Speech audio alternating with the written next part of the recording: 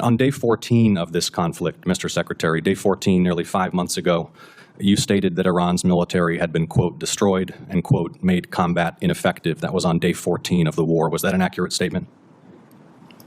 They didn't have a Navy any longer. It was completely sunk. Their missiles were buried underneath a lot of their underground facilities, and their defense industrial base has been almost completely destroyed. So as far as a military assessment of Iran's capabilities, it didn't mean by any stretch of the imagination absolute zero, but their capabilities Mr. Secretary, are the lowest level you they've been in a stated very that long time. on day 14 of this conflict, in the second week of the conflict, you stated that Iran's military had been, quote, destroyed and, quote, made combat ineffective. Was that an accurate statement?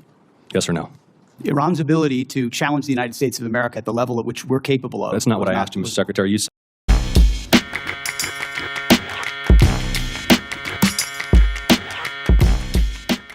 What's up, YouTube? Drill Sergeant here, and we've got a doozy. We've got a doozy today, so I'm just going to go right into these clips that you need to see. The first one, we're going to call this the tale of two inquiries.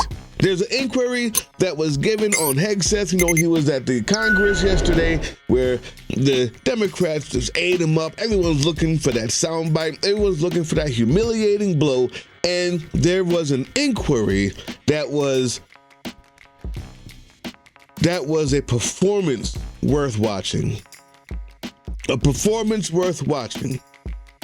But it was overshadowed by a inquiry that was both humiliating as well as enlightening to the people watching it. Humiliating to the person being questioned and enlightening to everyone watching it, no matter what side of the aisle they're on. Not that it will change anyone's mind, but the fact that it shows the competency or incompetency of the actual policies being discussed in such a way that Hegseth, Keg's breath, that drunken fool, that abuser, that white Christian nationalist who isn't even good enough to be on regular daytime TV, so they only put him on the weekends on Fox, but he's just dumb enough so a insecure orange maniac can make him the Department of Defense head, Secretary of the Department of Defense. That guy was shown for every bit of everything I just said without having to say it. That's a master class. Let's look at part one. And also when this is done, when you're done seeing the tale of two inquiries, one is pretty good and the other is perfect. We're going to talk about why they had this hearing yesterday. Today's Wednesday, the 22nd of July. And we're going to talk about what happened today as a result of those hearings. There's a lot. Here we go. Tale of two inquiries. The Strait of Hormuz is still closed, reminding everybody it was open before the war. Prices were lower for everybody until the war, and it still remains closed. And of course, tragically, people, service members, our warfighters, who we care deeply about, are still dying. So what's different? Mr. Hegseth, Secretary Hegseth. I think your characterization of this incredible effort as a failure is reckless. And I think it's irresponsible. And I think it smears the sacrifice of the troops that are out there making on behalf of the American people to ensure that Iran never gets a nuclear weapon. Shame on you and others who call this a quagmire and a failure, and then you want to turn around and say you support the warfighter. Either you do or you don't. Is the nuclear material still there, I can sir? get you a ticket out to CENTCOM and talk to what those Americans are doing, and how committed they are to this effort, and how they want to ensure that Iran never threatens their families with a nuclear weapon. That's the kind of intensity that our warfighters have about making sure that Iran isn't capable of doing that. Secretary Hegseth, if you listened to my comments, you would have heard me say how amazing our warfighters are. I heard failure. And the word I heard exactly I will what you tell you said. how I use the word failure, because I use the word failure to their leaders. You, sir, are the failure, not the men and women who are on that front line, not the men and women who hold up their honor with distinction. But if there's a lack of a winning strategy, they're in harm's way. Their leaders have failed them. And that's what's happening. We have political leadership. You don't have a strategy. You don't have a long-term plan to actually win this war. Win the war. The men and women are going to be able to do it, but they need to have leadership. When will you show Of course we have leadership. When will you show Why don't you show some leadership and stand up to your fellow Democrats who won't fund the troops, who stand and play partisan politics while you don't give us the money? You want to stand up here and talk about the troops? You won't show any political Secretary courage Hegseth. to actually fund our department because you have Trump derangement syndrome and can't actually commit to anything meaningful. So I put this on you, Senator. Secretary Hegseth, you have trillions, you have over $1 trillion. You're asking for $1.5 trillion. It's not a question of money. It's a question of leadership and understanding what it takes to actually win. Political cowardice of Democrats who won't fund the troops.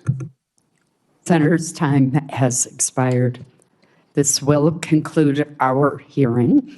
I want to thank our witnesses for being present and the committee for what has certainly been a vigorous discussion. I don't know about you, but the first thing that I noticed at the end of that clip is we've got to stop electing old people. There needs to be a time limit. There needs to be a term limit. There needs to be an age limit or something. What was that?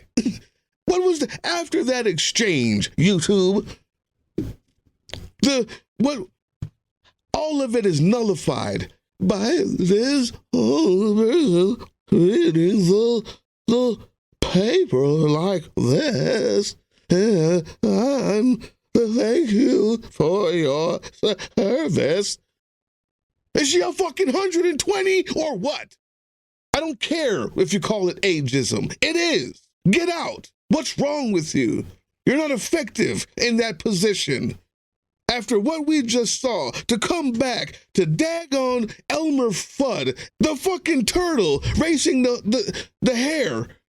Oh, well, I just don't know what to say. The fuck are we doing? Anyway, sorry. That struck me more than anything else. This vibrating voice of an ancient fucking human species talking after what we just heard negates every cool thing that just happened from Gary Peters. Gary Peters was who you saw doing the questioning there. And he went in for the kill. He went in for the kill, and really, when he called him a failure to his face, you have failed these troops.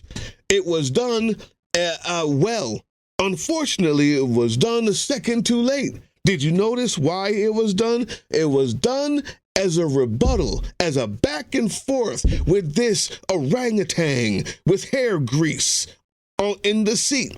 The minute you have to go back and forth, the minute you have to defend yourself, if you heard what I said about the people there, oh, it was at that moment that every MAGA cultist will be able to turn their idiotic, stupid brain off and feel good and say, we got him, he's owning the libs. And the orangutan, the idiot in the chair who is, I'm not sure how he doesn't slide off with as much grease as he has in his head, dripping down the back of his white shirt, button down, that guy knows that all I have to do is say, what about defending the troops? Those troops worked hard. Every piece of what he said had nothing to do with the question asked. It was continuously, I would ask those troops who were there for this, and I believe that these troops did that. And the minute that you start to engage in what he's saying now, as opposed to what the numbers say and what he said before, because now he has you on the ropes. It doesn't seem like it. And he did come back. But I want you just to look at these few little things and see what I'm talking about. With a nuclear weapon. That's the kind of intensity that our warfighters have about making sure that Iran isn't capable of doing that. Secretary Hegseth, if you listen to my comments, you would have heard me say how amazing our warfighters are. I heard failure. And the word I heard exactly I will what you tell you said. how I use the word Exactly failure. Right there. You have to defend yourself. Here's another one. Democrats who won't fund the troops, who stand and play partisan politics while you don't give us the money. You want to stand up here and talk about the troops? You won't show any political Secretary courage Hegseth. to actually fund our department because you have Trump derangement syndrome and can't actually commit to anything meaningful. So I put this on you, Senator. Secretary Hegseth, you have trillions, you have over $1 trillion. You're asking for $1.5 trillion. It's not a question of money. It's a question of leadership and understanding what it takes to actually win. Political cowardice of Democrats who won't fund the troops. Senator's time has expired. Right there, you see, you almost had it. You almost had it. He tells you that it's your fault. And you were like, well, you have $1 trillion. You have $1 trillion. You failed.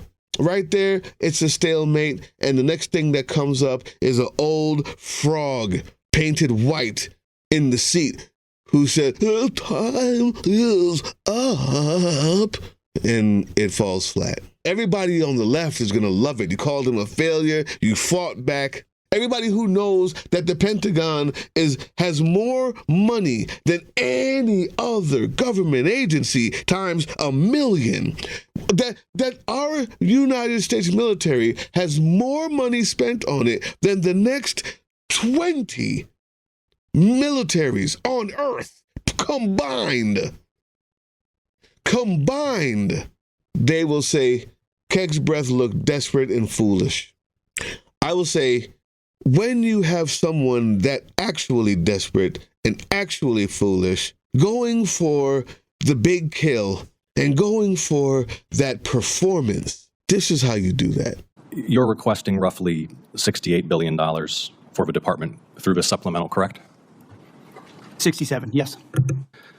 And yesterday, your department stated publicly, quote, U.S. forces struck Iranian military command centers, maritime capabilities, missile and drone launch sites, and air defense systems to degrade Iran's ability to continue attacking commercial vessels. That was a press release from your department. Is that a broadly accurate characterization of ongoing operations? That sounds broadly accurate, yes. On day 14 of this conflict, Mr. Secretary, day 14, nearly 5 months ago, you stated that Iran's military had been, quote, destroyed and, quote, made combat ineffective. That was on day 14 of the war. Was that an accurate statement? They didn't have a Navy any longer. It was completely sunk. Their missiles were buried underneath a lot of their underground facilities, and their defense industrial base has been almost completely destroyed. So as far as a military assessment of Iran's capabilities, it didn't mean by any stretch of the imagination absolute zero, but their capabilities Mr. Secretary, at the lowest level you they've been in a stated very that long time. on day 14 of this conflict, in the second week of the conflict, you stated that Iran's military had been, quote, destroyed and, quote, made combat ineffective. Was that an accurate statement? Yes or no? Iran's ability to challenge the United States of America at the level at which we're capable of. That's not what I asked you, Mr. Secretary. You said on day 14, Iran's military had been, quote, destroyed and, quote, made combat ineffective. Yes or no? Was that an accurate statement? What the American military has Will you done answer to the the question? Iranian military is a historic military Will you feat, answer the and they're question ineffective under oath? in that context. 3 weeks later, you declared victory.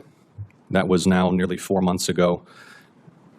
3 weeks after you'd already said Iran's military was destroyed and combat ineffective, you said, quote, Operation Epic Fury was a historic and overwhelming victory. You said Iran's military had been rendered, quote, combat ineffective for years to come. And you stated we had, quote, achieved every single objective. Were those accurate statements? It certainly was, on behalf of the men and women in uniform, a historic military victory over Iran. Had Iran's military been rendered, quote, combat ineffective for years to come? That was a statement that you made 4 months ago. They had 160 naval vessels You need in to the answer Blue the Water questions, Navy, Mr. and they're gone. Secretary. Their Air Force you is said 4 months completely ago. combat You ineffective, said and they don't 4 have a months defense ago. industrial base. Excuse So me, Mr. describe to me a country Secretary. that doesn't have an Air Force, a Navy, or a defense industrial base, and Mr. I will describe to Secretary. you a country that does not have an effective Mr. Secretary, military. you It stated, can lob missiles. Mr. Secretary, you stated missiles, 4 but it's months not a ago combat that effective Iran's military. military had been rendered, quote, combat ineffective for years to come. Has Iran's military been, for the last 4 months, combat ineffective? It's been set back not just years, but likely decades. You stated considering we it had, can't quote, build at the level you it did stated, before and not you even stated close. we It doesn't had, mean it quote, doesn't have capabilities. Mr. Secretary, you stated we had, quote, achieved every single objective. Was that an accurate statement 4 months ago? The main objective of this was to ensure that Iran never gets a nuclear weapon. Their main sites were obliterated. We're watching over them, and we're holding that issue. If they don't give them up at the table, there's other ways we can take them away. Early in the conflict Iran will on never day have a 3, nuclear Mr. weapon. Secretary, early in the conflict, day 3, you said one of those core objectives was to, quote, destroy the missile threat. And as you restated on day 5, to, quote, obliterate Iran's missiles and drones. Those were clearly and repeatedly stated core objectives of the campaign, which 4 months ago you declared had been completed victoriously with every single objective achieved. Were those objectives achieved 4 months ago? No one ever stated that every single missile was gone. Ultimately, combat ineffective means they're not able to dig them out of their UGFs and shoot Had at the us. missile It threat doesn't mean they been don't defeated have 4 underground months facilities ago? where they put missiles in them and hold on to them because they're the world's largest state sponsor of terrorism. So we never expected they would stop having capabilities to shoot. The question is at scale against an opponent like the United States of America, which went toe-to-toe with them in Iran couldn't and You cannot stated on handle. March 8th, day 9 of the war, on 60 Minutes, you assured the American people of Iranian surrender. Does that remain your prediction? Ultimately, Iran will never have a nuclear weapon to threaten the United States of America. That has been the objective, and it remains so. So just to review, you will not answer whether your statement made on the 14th day of the war that Iran's military had been, quote, destroyed and made combat ineffective was a truthful statement to the American people as you sit here and ask for tens of billions more The for the conflict. senator's time has Had a expired. historic and effective military campaign against the largest state sponsor of terrorism. Won't and answer will the ensure they question. never Senator get a nuclear Peters. weapon. That's a masterclass. That's perfect. That was, I'm talking to my dog. I'm talking to my young child who is so stupid he thinks that I don't see the cookie crumbs on his mouth. You know, when you see that child and you ask him about the cookies, you ask him knowing you see the cookie crumbs on his mouth, and you take him through the steps to ensure that at the very last step, when you say, by the way, the crumbs are on your mouth, he knows at that moment that every step up until then, he's had to lie in order to get there. He could have been, by telling the truth from the beginning, he could have been saved. That's the teachable moment. That's what you're thinking is a time to play gotcha, and it will play well. It will play well on left-wing media, and for those people like me who loved it and said, yes, I love that. For Gary Peters, Jon Ossoff does what you do to people who are actually desperate, liars, who are absolutely inadequate mentally and emotionally to even be in the same space as you. You speak to them like a child. You roll up the paper and tap them on the nose like the little doggy. They are lesser than you. Hegseth is lesser than you. And you treat him as such. You bring out only what he has said. You make him he and haw over things that he has said and he continues to say. Then you trap him with not only what he has said, but what he said right before he knew you were going to bring up what he said before. These are ways that you show your dominance. And by the end of that, Hegseth was so thoroughly destroyed, humiliated, that even in his last breath, when he tried to say something, Ossoff could just say he won't answer the question. While he's talking about the nuclear weapons, he says, didn't you say we got all of our objectives? We should never have a nuclear weapon. The minute you got caught up, Gary, you lost. It should have been simply, you said there were no nuclear weapons. Not, I didn't say that about them. I said it about you. No, at that point, you're going back and forth with a child, with an imbecile, with a fool. What you do is you say, I thought you said you didn't have any more nuclear weapons to blow up. What do you mean a nuclear Iran? Didn't you say you did that? I thought you said they couldn't fire any more missiles. What are you talking about? Didn't you tell the American people this was over? Why didn't you say they had underground missiles? You said they had no more. Why could we trust you with this money? The reason why Ossoff could just say what he said, and there's no need for the theatrics, is because of this. According to a new report out this week from the Washington Post, Pete Hegseth is pushing the United States military to the verge of bankruptcy. So officials in Pete Hegseth's Pentagon, members of Congress who actually have access to these budgets and see what is being spent on what, are telling us we're weeks away. We are weeks away from having nothing left in the military. Nothing. The financial crisis is already forcing the military to make devastating choices. Training exercises and maintenance programs essential to military readiness are being slashed or eliminated entirely. Cover operational shortfalls. Do you know what happens to literally any aircraft when there's no budget for maintenance? Yeah, it doesn't stay in the air very long. But that is how dire the situation is. If Congress, which by the way, this is their last day, okay? Today, Wednesday, last day. Tomorrow, they are officially in recess for a full month. And that's why you're here. That's why you're here. It's because you have expended the money that accumulates to more than the top 20 militaries combined on the face of the fucking earth. You've expended it and are dipping into the reserves for the fixing of planes and hopefully selling all the tanks to make new drones because old warfare is done with. You're still talking about submarines and warships because you're a fucking fool. That's been gone. That's done for. You only have those for show and to please 5-year-old orange people, swinging his feet off the chair in his diaper. Please give me more warships, Daddy. The reason why this money is being displaced so quickly, the reason why we're burning through millions, trillions, billions of dollars in one stage is because the ex-weekend Fox contributor that you put in charge really is a racist tool, really is a disgusting, narcissistic, racist tool. And he thought, I'm just going to throw everything at these animals, these monkeys, these sand N-words. And they're just going to come out and say, oh, Allah, oh, thank you, white man. Oh, white man, thank you. He really thought that. So he started using tomahawks. First thing. The most expensive stuff, just like the flashy president.